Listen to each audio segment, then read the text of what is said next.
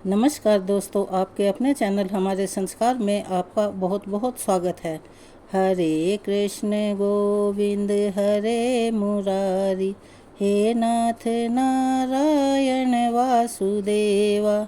हरे कृष्ण गोविंद हरे मुरारी, हे नाथ नारायण वासुदेवा। ओम नमो भगवते वासुदेवाय नमः। हर हर महादेव। उस परम पिता परमेश्वर की कृपा आप पर, आपके परिवार पर और आपके सभी अपनों पर हमेशा बनी रहे।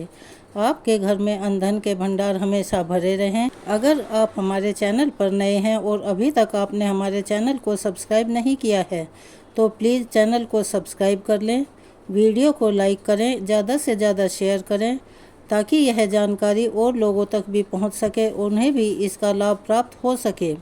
बेल आइकन को दबाना ना भूलें ताकि हमारी आने वाली वीडियो की जानकारी नोटिफिकेशन के जरिए आपको समय पर मिल जाया करे। करत करत अभ्यास के जड़मति होत सुजान, रसरी आवत जात ते सिल पर परत निशान। अर्थात श्री कृष्ण अर्जुन को समझाते हुए कहते हैं कि पूरे ब्रह्मांड में सिर्फ एक इंसान ही ऐसा प्राणी है कि जो सच्ची लगन से अगर मेहनत करे, कोशिश करे तो वह जो चाहे वह बन सकता है, जो चाहे वह पा सकता है। चलिए अब शुरू करते हैं आषाढ़ मास कथा अध्याय 6। ब्रह्मा जी ने कहा, नारद अब शुद्धा तीर्थ का वर्णन करता हूँ, एकाग्रचित होकर सुनो। यह परम पुण्यमयी तीर्थ मनुष्यों की समस्त कामनाओं को पूर्ण करने वाला है।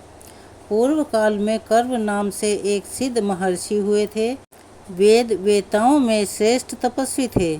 महर्षि कर्व भूख से पीड़ित होकर अनेकों आश्रम में घूमा करते थे।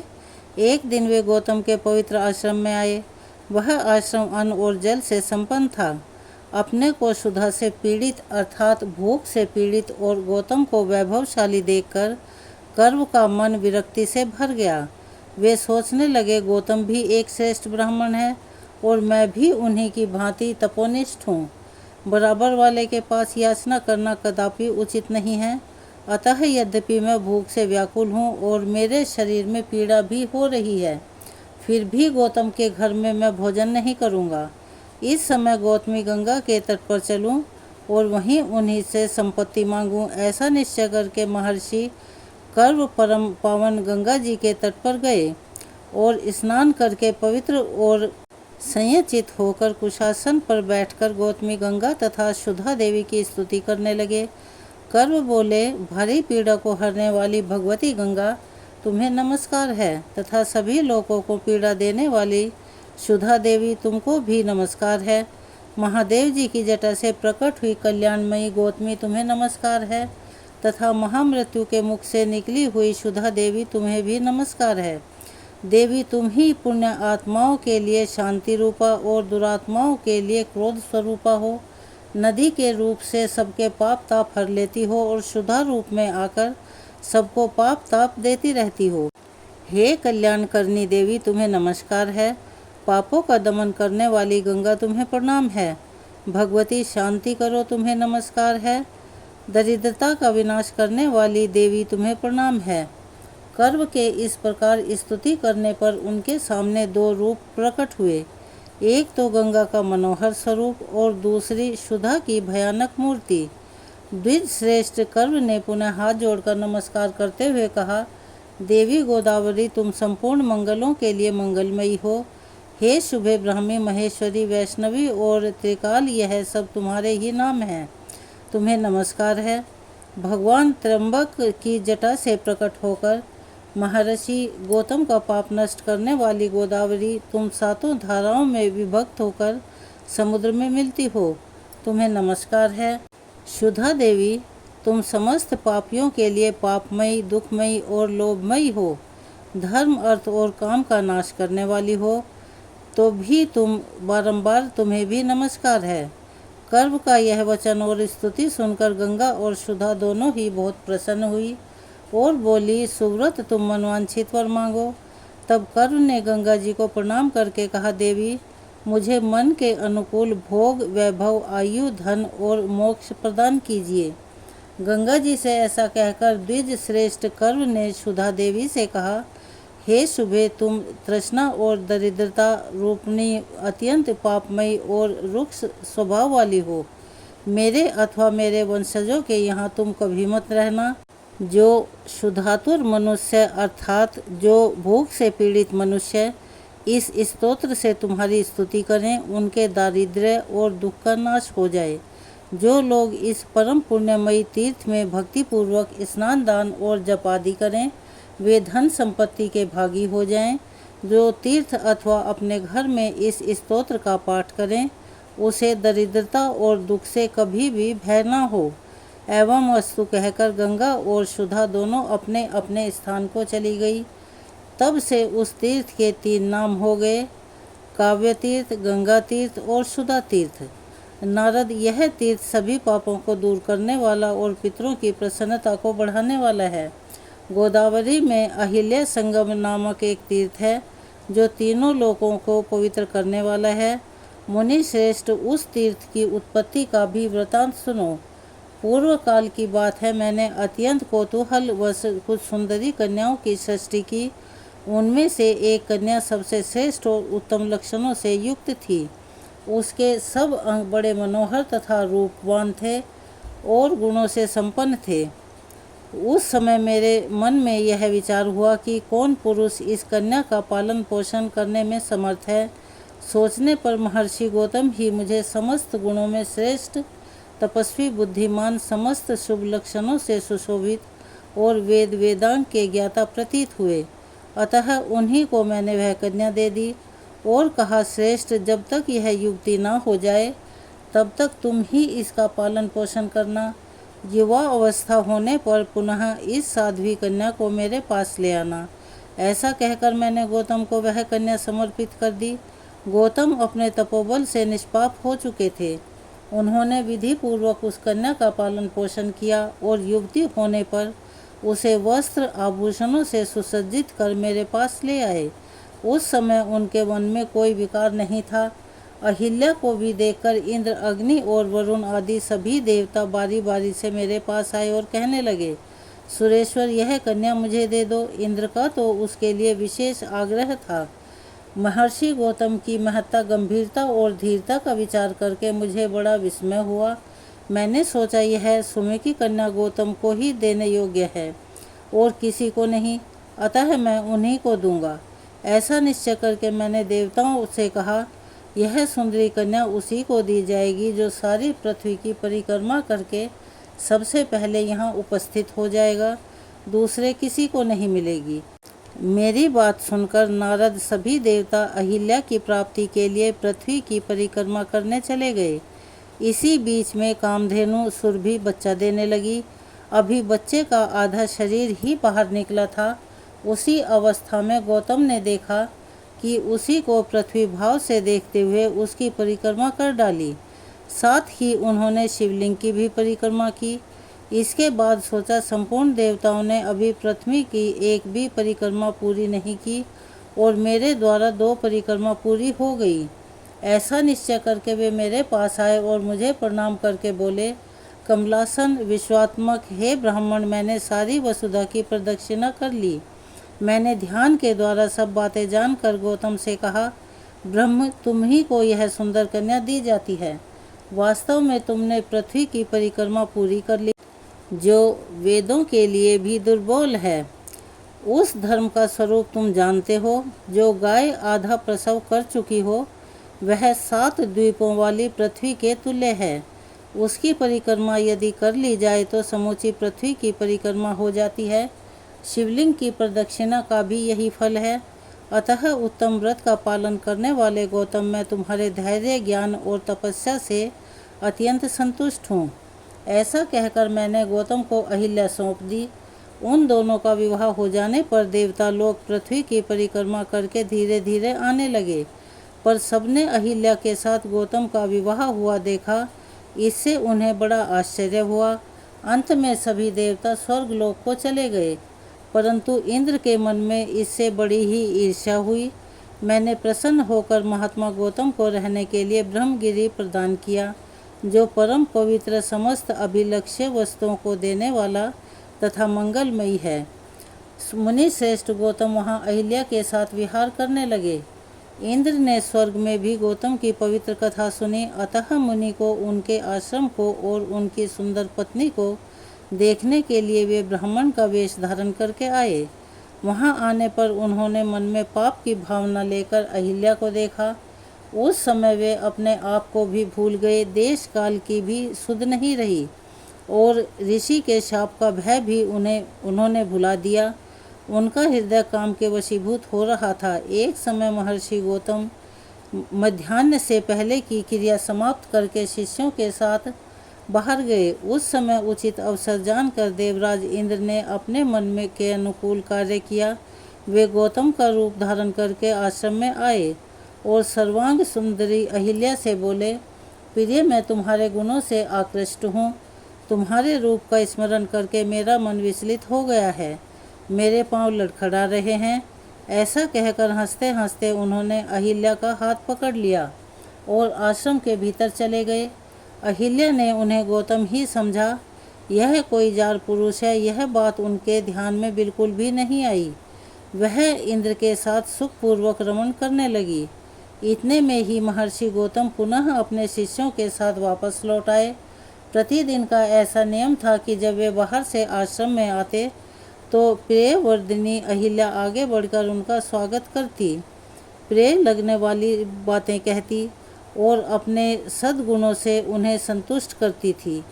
एक दिन द्वार पर अहिल्या को न पाकर परम बुद्धिमान गौतम को ऐसा मान पड़ा मानो कोई बहुत बड़ी अद्भुत बात हो गई हो। मुनि श्रेष्ठ गौतम द्वार पर खड़े हैं, सभी लोग उनकी ओर देख रहे हैं।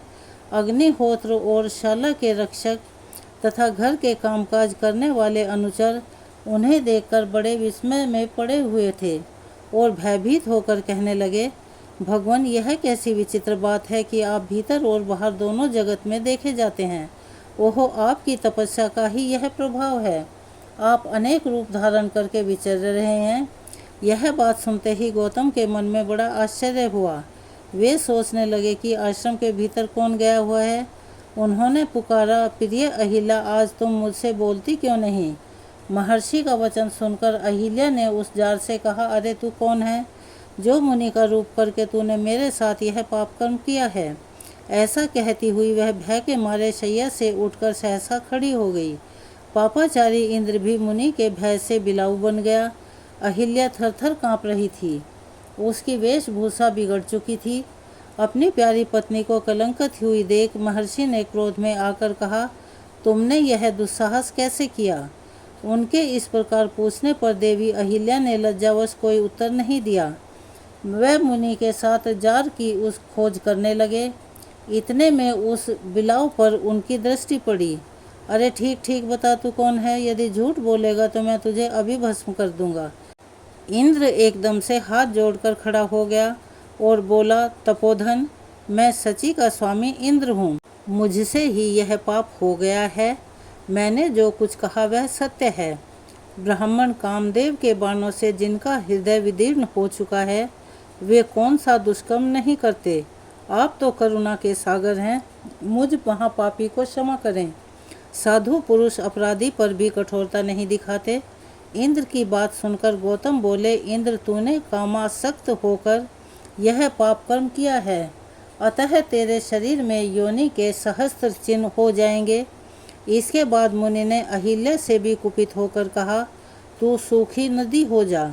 अहिल्या बोली, भगवान, जो पापिनी स्त्रियां मन से भी दूसरे पुरुष की कामना करती हैं, वे तथा उनके समस्त पूर्वज अक्षय नरकों में पड़े रहते हैं।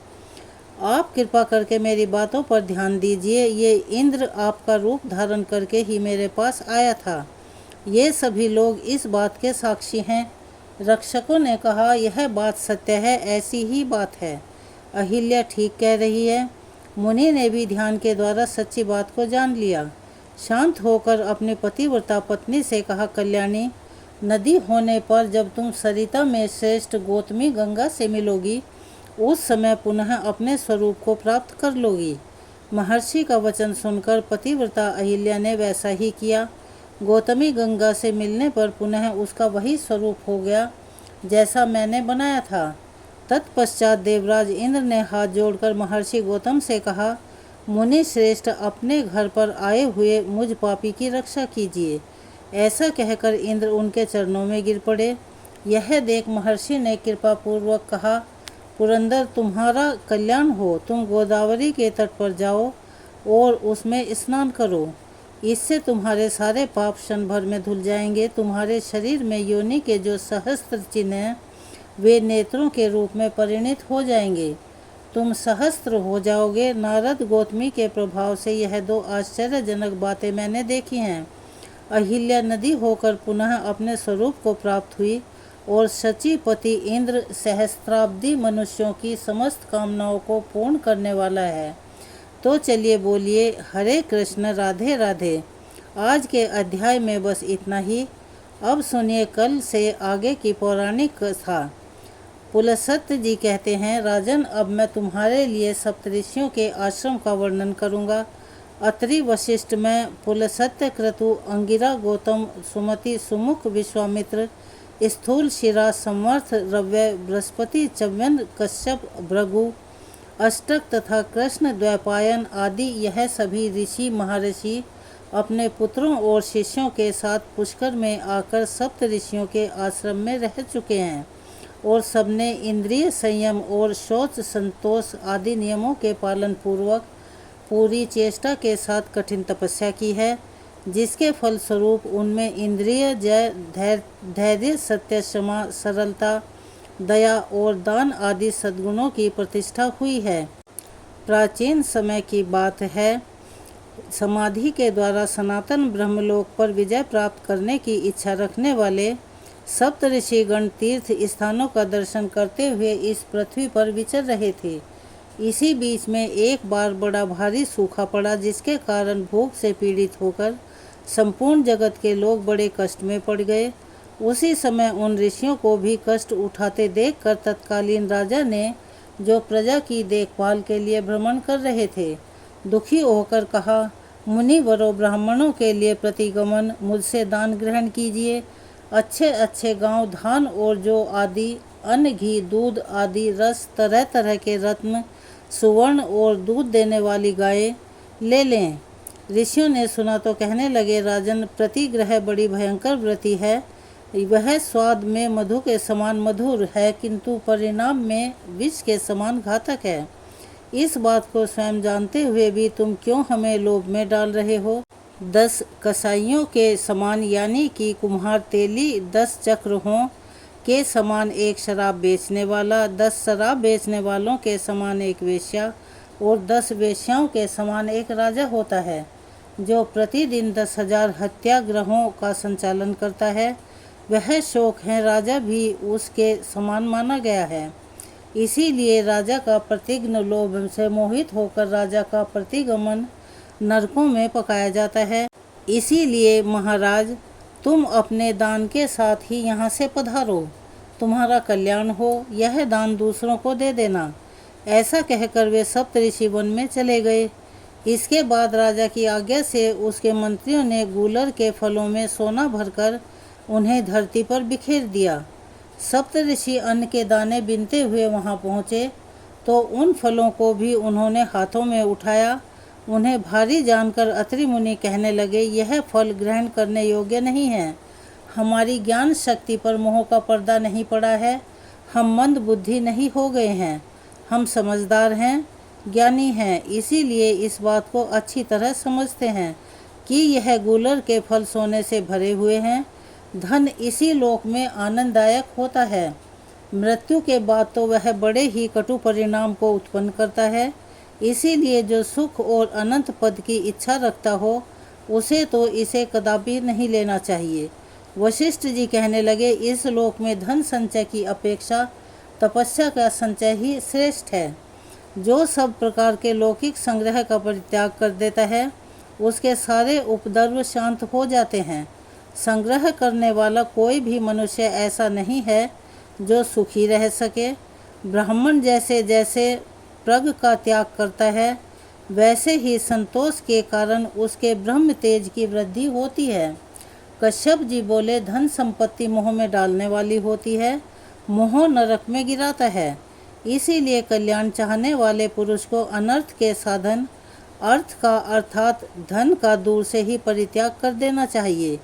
जिसको धर्म के लिए धन संग्रह की इच्छा होती है, उसके लिए उस इच्छा का त्याग ही श्रेष्ठ है, क्योंकि कीचड़ को लगाकर धोने की अपेक्षा उसका स्पर्श न करना ही अति उत्तम है। भरद्वाज जी ने कहा, जब मनुष्य का शरीर जीर्ण होता है, बुढ़ापा आ जाता है, तब उसके दांत और बाल भी पक जाते हैं, किंतु धन और जीवन की आशा बूढ़े होने पर भी जीर्ण नहीं होती, वह सदा नई ही बनी रहती है। जैसे दर्जी सुई से वस्त्र में सूत का प्रवेश करा देता है, ठीक उसी प्रकार तृष्णा रूपी सुई से संसार रूपी सूत्र का विस्तार होता है। तृष्णा का तो कहीं कोई और छोर है ही नहीं, उसका पेट भरना कठिन होता है। वह सैकड़ों दोषों को ढोती फिरती है और उसके द्वारा बहुत से अधर्म होते हैं। इसीलिए तृष्णा का परित्याग ही उचित है। ऋषि गौतम बोले, इंद्रियों के लोभग्रस्त होने से सभी मनुष्य संकट में पड़ जाते हैं। जिसके मन में संतोष है, उसके लिए चारों ओर धन संपत्ति भरी हुई है। जिसके पैर जूते में हैं, उसके लिए सारी पृथ्वी मानो चमड़े से मढ़ी हुई है। संतोष रूपी अमृत से तृप्त और शांत चित्त वाले पुरुषों को जो सुख प्राप्त है, वो धन के लोभ से इधर उधर दौड़ने वालों को कहाँ से प्राप्त हो सकता है। असंतोष ही सबसे बढ़कर बड़ा दुख होता है और संतोष ही सबसे बड़ा सुख है। इसीलिए सुख चाहने वाले पुरुष को सदा संतुष्ट रहना चाहिए। ऋषि विश्वामित्र बोले कि किसी कामना की पूर्ति चाहने वाले मनुष्य की अगर एक कामना, एक इच्छा पूर्ण होती है, तो तुरंत दूसरी नई उत्पन्न होकर उसे पुनः बाण के समान बींधने लगती है। उसके मन में किसी दूसरी कामना की पूर्ति की इच्छा हो जाती है। भोगों की इच्छा उपभोग के कारण द्वारा कभी शांत नहीं होती। जन्मादग्नि ऋषि बोले, जो प्रतिघ्न राजा से धन लेता है, वह महर्षि द्वारा शोक करने के योग्य है। उस मूर्ख को नरक यातना का भय नहीं दिखाई देता। प्रतिगमन नहीं होना चाहिए, क्योंकि प्रतिघ्न का ब्रह्म तेज नष्ट हो जाता है। माता अरुंधति ने कहा, तृष्णा का आदि अंत नहीं है, वह सदा शरीर के भीतर व्याप्त रहती है और दुष्ट बुद्धि वाले पुरुषों के लिए जिसका त्याग करना कठिन है, जो शरीर के जीर्ण होने पर भी जीर्ण नहीं होती और प्राणांतकारी रोग के समान है। अर्थात जो रोग असाध्य हो जाता है, वह प्राणों का अंत होने के बाद ही जाता है। उस तृष्णा का त्याग करने वाले को सुख मिलता है। पशु सख बोले, धर्मपरायण विद्वान पुरुष जैसा आचरण करते हैं, आत्म कल्याण की इच्छा रखने वाले विद्वान पुरुष को वैसा ही आचरण करना चाहिए। ऐसा कहकर दृढ़तापूर्वक नियमों का पालन करने वाले वे सभी महर्षि उन सुवर्ण युक्त फलों को छोड़कर कहीं और चले गए। घूमते घामते वे मध्य पुष्कर में गए, जहाँ अचानक आए हुए सुनह सख नामक परिव्राजक से उनकी भेंट हुई। उसके साथ वे किसी वन में चले गए। वहाँ उन्हें एक बहुत बड़ा सरोवर दिखाई दिया, जिसका जल कमलों से ढका हुआ था। वे सब के सब उस सरोवर के किनारे बैठ गए और कल्याण का चिंतन करने लगे।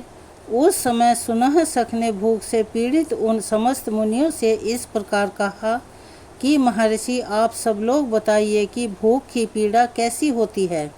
ऋषियों ने कहा, शक्ति, खटक, गदा, चक्र, तोमर और बाणों से पीड़ित किए जाने पर मनुष्यों को जो दर्द की पीड़ा होती है, वो भी भूख की पीड़ा के सामने मात खा जाती है। दमा, खांसी, क्षय, ज्वर और मिर्गी आदि रोगों से कष्ट पाते हुए मनुष्य को भी भूख की पीड़ा उन सब की अपेक्षा अधिक लगती है। जिस प्रकार सूर्य की किरणों से पृथ्वी का सारा जल खींच लिया जाता है, उसी प्रकार पेट की आग से शरीर की समस्त नाड़ियाँ सूख जाती हैं। भूख से पीड़ित मनुष्य को आँखों से कुछ दिखाई नहीं पड़ता और सारे अंग जलते हुए और सूख जाते हैं। भूख की आग लगने पर मनुष्य गूंगा, बहरा, जड़, पंगु, भयंकर और मर्यादाहीन हो जाता है। लोग भूख से पीड़ित होने पर माता पिता, स्त्री, पुत्र, कन्या, भाई और अपने परिजनों का भी परित्याग कर देते हैं। भूख से व्याकुल मनुष्य ना पितरों की भली भांति पूजा कर सकता है और ना देवताओं की, ना गुरुजनों का सत्कार कर सकता है, ना ऋषियों का। और अभ्यागत का इस प्रकार अन्न न मिलने पर देहधारी प्राणियों में सभी दोष आ जाते हैं। इसीलिए संसार में अन्न से बढ़कर ना कोई पदार्थ हुआ है और ना ही कभी होगा। अन्न ही संसार का मूल है। सब कुछ अन्न के ही आधार पर टिका हुआ है। पितृ देवता दैत्य यक्ष राक्षस किन्नर मनुष्य और पिशाच सभी अन्नमय माने गए हैं। इसीलिए अन्नदान करने वाले को अक्षय तृप्ति और सनातन स्थिति प्राप्त होती है। तप सत्य जप होम ध्यान योग उत्तम गति स्वर्ग और सुख की प्राप्ति, यह सब कुछ अन्न से ही सुलभ होते हैं। चंदन अगर धूप और शीतकाल में ईंधन का दान अन्नदान के 100वें हिस्से के बराबर भी नहीं होता। अन्न ही प्राण बल और तेज है। अन्न ही पराक्रम है। अन्न से ही तेज की उत्पत्ति होती है और वृद्धि होती है। जो मनुष्य श्रद्धा पूर्वक भूखे को अन्न देता है वह ब्रह्म स्वरूप होकर ब्रह्मा जी के साथ आनंद मनाता है। जो एकाग्रचित होकर अमावस्या को श्राद्ध में अन्नदान का महात्म्य मात्र सुनता है उसके पितृ आजीवन संतुष्ट रहते हैं। इंद्रिय संयम मनोनिग्रह से युक्त ब्राह्मण सुखी और धर्म के भागी होते हैं।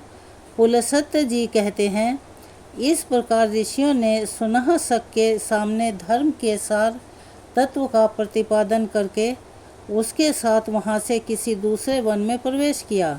वहाँ भी उन्हें एक बहुत बड़ा जलाशय दिखाई दिया जो पद्म और उत्पलों से घिरा हुआ था। उस सरोवर में उतरकर उन्होंने मृणाल उखाड़े और उन्हें ढेर के ढेर किनारे पर रखकर जल से संपन्न होने वाली पुण्य क्रिया संध्या तर्पण आदि करने लगे। इसके बाद जब वे जल से बाहर निकले तो उन मृणाल को वहाँ न देखकर आपस में इस प्रकार कहने लगे, ऋषि बोले, हम सब लोग भूख से कष्ट पा रहे हैं। ऐसी दशा में किस पापी और क्रूर ने मृणाल को चुरा लिया। मृणाल कमल फूल के डंठल को कहते हैं। यह खाने के काम में भी आते हैं। जब इस तरह कुछ पता नहीं लगा तब सबसे पहले कश्यप जी बोले, जिसने मृणाल की चोरी की हो उसे सर्वत्र सब कुछ चुराने का, थाती रखी हुई वस्तु पर जी ललचाने का और झूठी गवाही देने का पाप लगे। वो दंभ पूर्वक धर्म का आचरण और राजा का सेवन करने, मध्य और मांस मदिरा का सेवन करने, सदा झूठ बोलने, सूद से जीविका चलाने और रुपया लेकर अपनी लड़की को बेचने के पाप का भागी हो। वशिष्ठ जी ने कहा, जिसने उन मृणाल को चुराया हो उसे ऋतुकाल के बिना ही मैथुन करने, दिन में सोने, एक दूसरे के यहाँ जाकर अतिथि बनने, जिस गांव में एक ही कुआं हो वहाँ निवास करने, ब्राह्मण होकर शूद्र जाति की स्त्री से संबंध रखने का पाप लगे। और ऐसे लोगों को जिन लोकों में जाना पड़ता है वह भी वहीं जाए। भरद्वाज जी शाप देते हुए बोले कि जिसने मृणाल चुराए हों वो सबके प्रति क्रूर, धन के अभिमानी, सबसे ईर्ष्या रखने वाले, चुगलखोर और रस बेचने वाले की गति प्राप्त करें। गौतम मुनि ने कहा, जिसने मृणाल की चोरी की हो वह सदा शूद्र का अन्न खाने वाले, पर स्त्रीगामी और घर में दूसरों को न देकर अकेले मिष्ठान भोजन करने वाले के समान पाप का भागी हो। विश्वामित्र मुनि बोले, जो मृणाल चुरा ले गया हो वह सदा काम परायण, दिन में मैथुन करने वाले, नित्य पात की पराई निंदा करने वाले और पर स्त्रीगामी की गति प्राप्त करें। जन्मादग्नि मुनि ने कहा, जिसने मृणाल की चोरी की हो वह दुर्बुद्धि मनुष्य अपने माता पिता का अपमान करने, अपनी कन्या के दिए हुए धन से अपनी जीविका चलाने के, सदा दूसरे की रसोई में भोजन करने के, पर स्त्री से संपर्क रखने के और गायों की बिक्री करने के पाप का भागी हो। शरजी बोले, जिसने मृणाल चुराए हों वह दूसरों का दास और जन्म जन्म क्रोधी हो तथा सब प्रकार के धर्म कर्मों से हीन हो। सुनह सख ने कहा, जिसने मृणाल की चोरी की हो वह न्यायपूर्वक वेदों का अध्ययन करे, अतिथियों में प्रीति रखने वाला गृहस्थ हो, सदा सत्य बोले, विधिवत अग्निहोत्र करे, प्रतिदिन यज्ञ करे और अंत में ब्रह्मलोक को जाए। सुनह सख ने सबके विपरीत कहा। उसकी इस बात को सुनकर ऋषि कहने लगे, सुनह सख, तुमने जो शपथ की है वह तो द्विविजातीय मात्र को भीष्ट है, अतः तुम्ही ने हम सबके मृणाल की चोरी की है। सुनह सख कहने लगे, ब्राह्मणों, मैंने ही आप लोगों के मुँह से धर्म सुनने की इच्छा से यह मृणाल छिपा दिए थे। मुझे आप इंद्र समझे। मुनिवर, आपने लोभ के परित्याग से अक्षय लोकों पर विजय प्राप्त की है, अतः इस विमान पर बैठिए। अब हम लोग स्वर्ग को चले। तब महर्षियों ने इंद्र को पहचान कर उनसे इस प्रकार कहा। ऋषि बोले, देवराज, जो मनुष्य यहाँ आकर मध्यम पुष्कर में स्नान करें और 3 रात तक यहाँ उपवास पूर्वक निवास करें, उन्हें अक्षय फल की प्राप्ति होती है। वनवासी महर्षियों के लिए जो 12 वर्षों की यज्ञ दीक्षा बताई गई है, उसका पूरा पूरा फल उस मनुष्य को भी मिल जाता है। उसकी कभी दुर्गति नहीं होती। वो सदा अपने कुल वालों के साथ आनंद अनुभव करता है और ब्रह्मलोक में जाकर ब्रह्मा जी 1 दिन तक अर्थात कल्प भर वहाँ निवास करता है। भीष्म जी ने कहा, हे ब्राह्मण, अब मैं तीर्थों का अद्भुत महात्म सुनना चाहता हूँ, जिसे सुनकर मनुष्य संसार बंधन से मुक्त हो जाता है। आप विस्तार पूर्वक उसका वर्णन कीजिए। पुलस्त्य जी कहने लगे, राजन, ऐसे अनेक पावन तीर्थ हैं जिनका नाम लेने से बड़े पापों का नाश हो जाता है। तीर्थों का दर्शन करना, उनमें स्नान करना, वहां जाकर बार बार डुबकी लगाना और समस्त तीर्थों का स्मरण करना, यह मनवांछित फल को देने वाले हैं। भीष्म पर्वत, नदियाँ, अक्षेत्र, आश्रम और मानस आदि सरोवर सभी तीर्थ कहे गए हैं, जिनमें तीर्थ यात्रा के उद्देश्य से जाने वाले पुरुष को पग पग पर अश्वमेध आदि यज्ञों का फल मिलता है, इसमें बिल्कुल भी संदेह नहीं है।